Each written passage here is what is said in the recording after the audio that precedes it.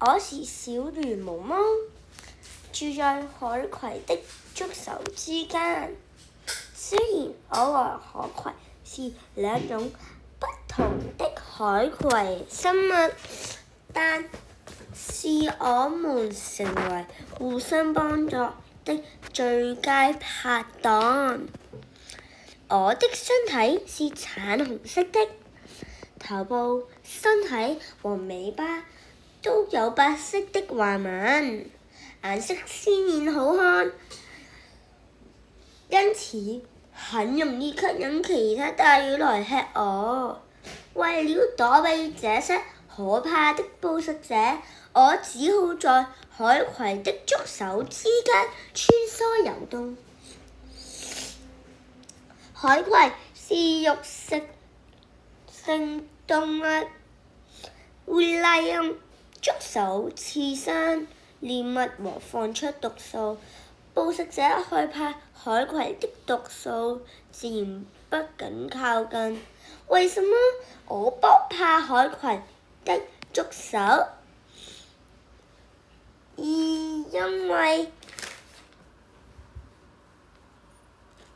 對不起，因為我有分泌一種特別的黏液，能保護自己不會被海葵的觸手刺傷。為了報答海葵給我安居的地方，我會幫助海葵清潔魚死的表皮和死嘅生魚蟲。此外，我會以自己為作透饵，吸引其他魚兒來游過來，以海葵真機用觸手快速捉住獵物，然後慢慢享用。有時海葵還會和我分享食物呢。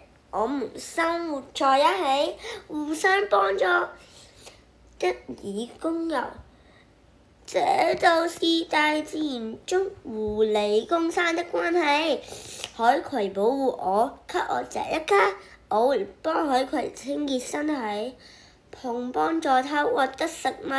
除了我和海葵外，地球上還有許多互相互愛的好拍檔，你能找出來嗎？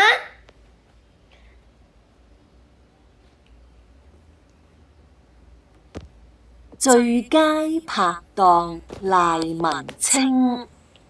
我是小丑魚毛毛，住在海葵的觸手之間。雖然我和海葵是兩種不同的海洋生物，但是我們成為了互相幫助的最佳拍檔。我的身體是橙紅色的，頭部、身體和尾巴都有白色的橫紋，顏色鮮豔好看，因此很容易吸引其他大魚來吃我。為了躲避這些可怕的捕食者，我只好在海葵的觸手之間穿梭游動。海葵是肉食性動物，會利用觸手刺傷獵物和放出毒素。捕食者害怕海葵的毒素，自然不敢靠近。為什麼我不怕海葵的觸手？因為我會分泌一種特別的黏液，能保護自己不會被海葵的觸手刺傷。